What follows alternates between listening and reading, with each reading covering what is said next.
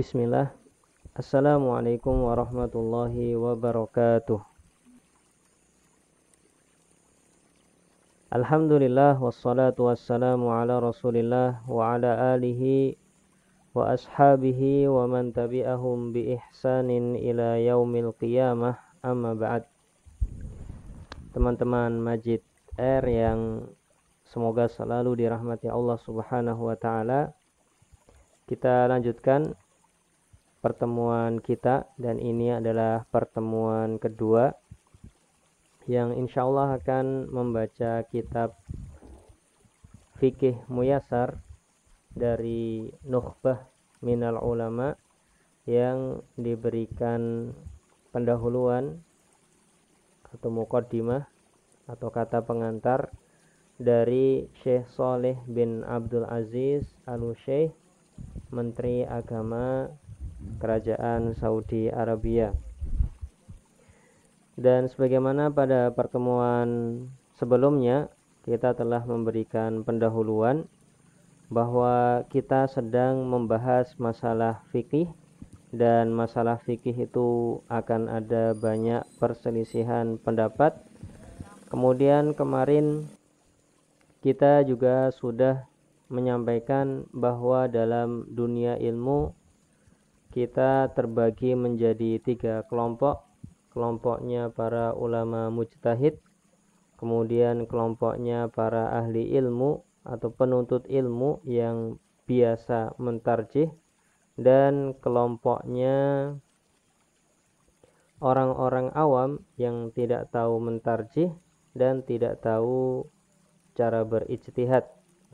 Kemudian kita juga sudah menyebutkan tentang kriteria siapa yang akan kita ikuti dari penjelasan Syekh Muhammad bin Shalih Al-Utsaimin, dan itu bisa dilihat di Syarah Ushul Sittah pembahasan ke-6 dalam buku saya halaman 110. Itu semua harus kita pahami. Kemudian pendahuluan selanjutnya, dahulu ketika kita di Madinah dan hendak belajar kitab Bidayatul Mujtahid, sebuah kitab yang di sana dirangkumkan perbedaan-perbedaan pendapat para ulama, yang penulisnya menulis kitab tersebut untuk murojaah pribadi sebenarnya, karena beliau sebagai hakim harus tahu perbedaan pendapat, dan beliau menyusunnya sangat bagus sekali. Kenapa para ulama berbeda pendapat, apa dalil mereka, kemudian mereka bersepakat pada hal apa. Jadi beliau tuh menyusun dengan kesepakatan dulu. Para ulama bersepakat atas hal ini, tapi dalam masalah ini dia diperselisihkan. Perselisihan ini disebabkan karena 1, 2. Hal ini dalilnya 1, 2 gitu. Dan mahalul khilaf, tempat khilafnya mana disebutkan. Nah, sebelum belajar kitab tersebut, kita dianjurkan untuk membaca kitabnya Syekhul Islam Ibnu Taimiyah tentang Raf'ul Malam an A'immatil A'lam. Tidak mencela para ulama yang sangat paham ilmu, ya. Di sana dijelaskan sebab-sebab kenapa para ulama itu berselisih pendapat. Kenapa Imam Syafi'i berbeda dengan gurunya Imam Malik? Kenapa Imam Ahmad berbeda pendapat dengan gurunya Imam Syafi'i? Ya. Imam Ahmad kan punya guru Imam Syafi'i. Imam Syafi'i punya guru Imam Malik. Ya. Bahkan di sana ada Ibnu Qayyim berbeda pendapat dengan Syekhul Islam Ibnu Taimiyah, padahal murid dan guru. Ya, itu semua ada di kitab Raf'ul Malam. Nah, mungkin di sini kita bawa ke Indonesia, kenapa Ustadz A berbeda dengan Ustadz B? Ya, salah satu sebabnya adalah karena perbedaan memandang hadis. Apakah hadis A ini sahih ataukah dhaif? Dengan perbedaan pendapat status hadis itu mempengaruhi hukum yang dikeluarkan. Mungkin hadisnya disepakati oleh ustadz-ustadz bahwasanya hadisnya sahih, bisa digunakan untuk berdalil. Tapi ketika mengaplikasikan hadis tersebut dalam permasalahan nyata, sebagian berbeda pendapat. Oh, permasalahan ini nggak masuk dalam hadis ini. Ustadz yang lain mengatakan permasalahan ini masuk dalam hadis ini, dan begitu seterusnya. Akhirnya terjadi perbedaan pendapat. Nah, ketika terjadi perbedaan pendapat seperti ini, sikap kita adalah tidak boleh mencela para ulama atau para ustadz yang berbeda pendapat apabila mereka adalah ustadz-ustadz ahlus sunnah, apabila mereka adalah ulama-ulama ahlus sunnah. Syekh Sulaiman Ar-Ruhaili hafizahullahu ta'ala dalam videonya pernah menyatakan dan telah diterjemahkan ke bahasa Indonesia tentang sikap apabila kita berbeda pendapat ya. Di sana dijelaskan ada dua petunjuk yang dianjurkan ketika ada perbedaan pendapat. Beliau mengatakan petunjuk pertama, alla yatarattaba 'alal khilafi, perbedaan pendapat tidak boleh menimbulkan al-istihanatu bil adillati, merendahkan dalil. Kita nggak boleh merendahkan dalil.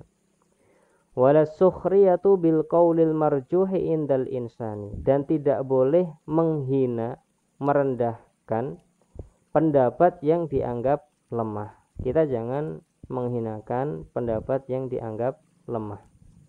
Jadi yang pertama adalah tidak boleh menghinakan dalil. Oh, dalil yang dipakai itu lemah misalkan. Begitu juga pendapatnya, itu pendapat apa itu, enggak bermutu misalkan. Enggak boleh seperti itu. Ini yang pertama. Kemudian yang kedua, alla yatarattab 'alal khilaf al-fiqhi ikhtilaful qulub. Jangan sampai perbedaan pendapat fikih itu membuat perpecahan dan hati kita berjauhan. Jangan sampai seperti itu. Ya.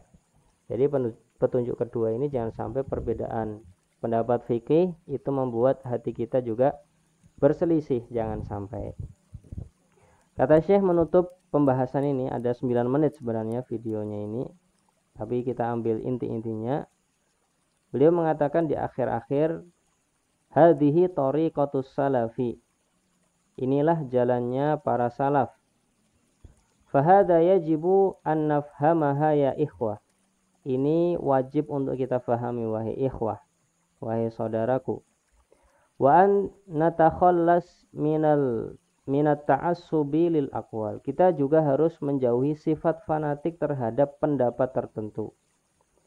Ka'annaha hiyaddin, jangan sampai kita menganggap itulah agama. Jadi pendapat fikih satu itulah agama, yang lainnya salah. Wa ka'annal mas'alata sunnatun wa bid'atun, jangan sampai menganggap masalah perbedaan pendapat fikih itu seperti sunnah dan bid'ah. Ya, ini sunnah berarti yang sana bid'ah, ini bid'ah berarti yang sana sunnah. Jangan seperti itu. Al-aqwalu al-fiqhiyatu, perbedaan pendapat fikih atau madhab-madhab fikih. Fil masailil ijtihadiyah, dalam masalah-masalah yang di situ diperbolehkan untuk berijtihad. Allati ikhtalafa fihal ulama, yang diperselisihkan oleh para ulama. Wakhtalafu fit tarjihi, dan berbeda pendapat dalam tarjih, penguatan pendapatnya. Wala yazaluna yakhtalifun, dan mereka akan terus berselisih, bahkan kita juga mungkin akan berselisih, dan generasi setelah kita juga akan berselisih, kata beliau. Apabila Allah kehendaki, semoga Allah menjaga agama ini dari para penganutnya. Lakin asya'nu, tapi intinya hendaknya kita tetap mengagungkan dalil dan memposisikannya sebagai atap teratas. Kemudian kita semua harus berusaha menggapai pendapat yang lebih dekat dengannya. An-nas'a kullu wahidin minna an yasila ila hadzal ulu. Kita berusaha untuk mendekat kepada dalil, mendekat kepada yang paling benar itu yang mana. Tsumma ba'da dzalika fa inna ikhtilafana fi hadza amrun laisa bimungkarin. Kalau sudah melaksanakan kunci-kunci ini tadi, petunjuk-petunjuk ini tadi, maka perbedaan pendapat kita ini bukan merupakan suatu kemungkaran, wala yuaddi ila ikhtilafil qulubi, dan tidak boleh membuat hati kita berselisih. Naam. Ya. Ini adalah nasihat dari Syekh Sulaiman Ar-Ruhaili. Pada dasarnya apabila kita berbeda pendapat, melihat ustaz-ustaz berbeda pendapat, jangan merendahkan dalil yang digunakan, jangan merendahkan pendapat-pendapatnya, apalagi kita masih awam, masih pelajar pemula, dan jangan sampai kita berselisih hati dengan perbedaan-perbedaan pendapat fikih.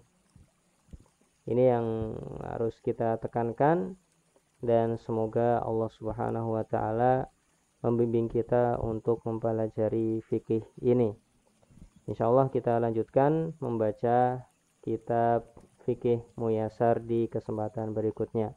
Wallahu taala a'lam bissawab, wa sallallahu ala nabiyyina Muhammad.